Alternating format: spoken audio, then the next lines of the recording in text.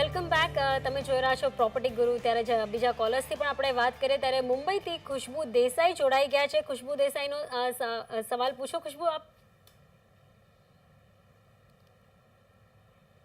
અચ્છા, એટલે કોઈક સંપર્ક સાધવામાં પ્રોબ્લેમ થઈ રહ્યો છે. ત્યારે જ આપણે એમનો સવાલ જાણી લઈએ કે હાલ મુંબઈમાં વડાલાના ભક્તિ પાર્કમાં 1 BHKમાં એ રહી રહ્યા છે અને હવે એમને આ જ કોલોનીમાં લગભગ 2 BHKની મિલકત ખરીદવાની ઈચ્છા થઈ રહી છે. ત્યારે 18,000નો ભાવ ચાલી રહ્યો છે અત્યારે આ એરિયાની વાત કરીએ પરેશજી. ત્યારે ઘણા પ્રોજેક્ટ્સમાં આ જ વિસ્તારમાં રહેવું હોય તો કયા પ્રોજેક્ટ્સને ચૂઝ કરવું જોઈએ અને પોઝિશન 2017માં મળવાની અપેક્ષા તેઓ રાખી રહ્યા છે.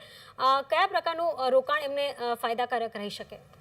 પહેલાં તો હું એમને કહું છું, કોંગ્રેચ્યુલેટ કરું છું. એમને બહુ જ સારો ડિસિઝન લીધો. ભક્તિ પાર્કમાં વડાલામાં ઇન્વેસ્ટ કર્યો. અત્યારે જે છેલ્લા 4-5 વર્ષમાં ભક્તિ આ લોકેશન જે છે વડાલા, એમાં સૌથી વધારે એપ્રિશિએશન થયું છે મુંબઈમાં. ને આગળ થતાં બી નોટ ઓનલી ઇન મુંબઈમાં, આખા ઇન્ડિયામાં Wadala is અમંગ the top 3 investment destinations. તો આગળ થઈને બી અહીંયા ઘણું ડેવલપમેન્ટ થઈ રહ્યું છે. જેમ કે તમે જાણતા હશો, ઈસ્ટર્ન ફ્રીવે જે ચાલુ થઈ ગયું છે, મોનોરેલ બી આ જ લોકેશનથી પાસ થાય છે. ને આગળ થતાં અહીંયા સાંતાક્રુઝ ચેમ્બુર લિંક રોડથી બી કનેક્ટિવિટી સારી છે. સો કનેક્ટિવિટી પોઈન્ટ ઓફ વ્યૂ આ એક બહુ બેસ્ટ લોકેશન છે અત્યારે મુંબઈમાં. અને આગળ થતાં જઈને અહીંયા MMRDAનો ઘણો પ્લાન છે ડેવલપ કરવામાં. તો એમનું જે ડિસિઝન જે વિચાર કરી રહ્યા છે કે અહીંયા જ 2 BHKમાં અપગ્રેડ કરવાનું, I think that is the right decision. અને એમના જ અહીંયા પ્રોજેક્ટમાં એ જ લેન્ડમાં એમના જ બિલ્ડર એક નવા ટાવર્સ બનાવી રહ્યા છે, અજમેરા જે છે.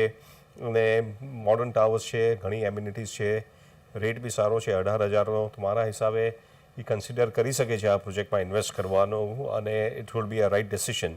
આના સિવાય ત્યાં જ વડાલામાં જ ભક્તિ પાર્કની સામે છે લોઢા ગ્રુપનું જે છે ન્યૂ કફ કરીને ગેટેડ કમ્યુનિટી પ્રોજેક્ટ આવી રહ્યું છે, એ બી ઘણું સારું છે. તો એ ત્યાં બી જોઈ શકે છે.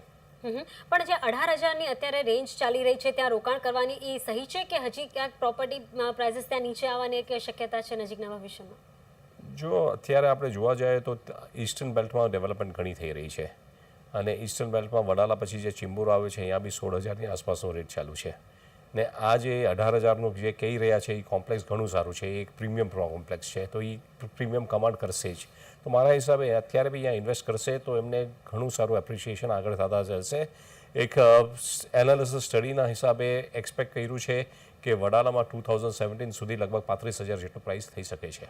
તો જ્યારે આ પોઝિશનની વાત 2017ની જ કરી રહ્યા છે ખુશ્બુજી, તો ત્યારે જ 18,000ના ભાવે જો અત્યારે મળતું હોય તો બેસ્ટ બેટ ગણી શકાય. ને અત્યારે ખરીદારીનો એક સહી સમય પરેશજી કહી રહ્યા છે કે આ સહી સમય છે ને એક સારો એરિયા છે, તમારે રોકાણ કરવું જ જોઈએ.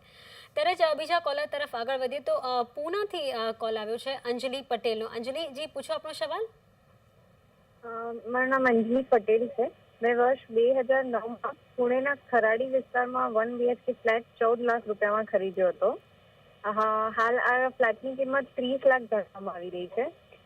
પરંતુ મને હમણાં મેં ભાડે આપેલો છે, તો એનાથી મને માસિક 11,000ના ભાડાની આવક થાય છે. તો હવે હું વિચારી રહી છું કે પુણેના વાઘોલી વિસ્તારમાં 2 BHK ફ્લેટ લેવાનું વિચારી રહી છું. તો આ ફ્લેટને સેલ કરીને અત્યારે વાઘોલી વિસ્તારમાં લઈ લઉં કે હમણાં ખાલી 11,000ની આવક ચાલુ રાખું? શું કરવું જોઈએ મારે? ઓકે, તો હવે જે રીતે એક એક્સટેન્ડેડ આપણે મુંબઈ છોડીને આગળ રોકાણ કરવાની એક અત્યારે ટ્રેન્ડ છે, એમાં ખાસ કરીને પૂના એક એટ્રેક્ટિવ પ્લેસ છે ને એમાં ખાસ કરીને આ જે વિસ્તારો જે છે એ ખૂબ અત્યારે ટોપ પ્રાયોરિટી રહ્યા છે. શું કહેશો પરેશજી, અત્યારે આ વિસ્તારમાં કઈ રીતની સ્ટ્રેટેજી અત્યારે રોકાણની લેવી જોઈએ? આપણે પૂનાની વાત કરીએ તો પૂના અત્યારે એક આઈટી સિટીની જેમ ઇમર્જ થઈને આવી છે. અને આમાં 2 લોકેશન્સ છે આઈટીના જે હબ્સ છે પૂનામાં. એક ઈસ્ટર્ન સાઇડમાં છે ને વેસ્ટર્ન સાઇડમાં છે. ઈસ્ટર્ન સાઇડમાં જે ખરાડી છે એ one of the most prominent IT location છે. અહીંયા ઇયોન આઈટી પાર્ક કરીને બહુ જ મોટું આઈટી પાર્ક છે. અને એ પાર્કને લીધે અહીંયા ઘણું ડેવલપમેન્ટ થયું છે. અત્યારે તમે આ જોશો તો proper wide concrete road with roundabouts અબાઉટ્સ અને ઘણા બધા પ્રીમિયમ કમર્શિયલ ટાવર્સ આવી રહ્યા છે. જેમ કે વર્લ્ડ ટ્રેડ સેન્ટર અહીંયા આવી રહ્યું છે ખરાડીમાં.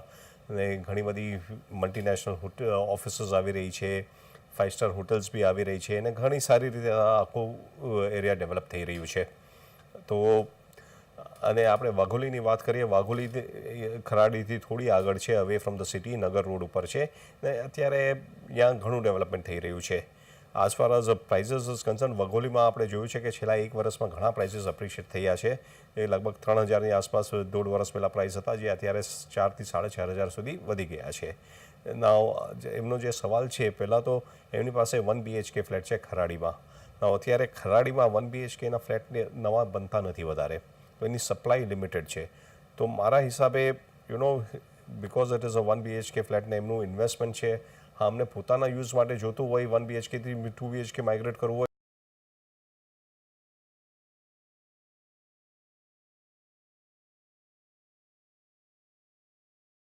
ખરાડીમાં હજુ આગળ ડેવલપમેન્ટ થશે. જે IT park, UN IT park છે, એ ફૂલી ઓપરેશનલ નથી. એ ઓપરેશનલ થશે તો હજુ વધારે લોકો આવશે અને હાઉસિંગ માટે ડિમાન્ડ હશે.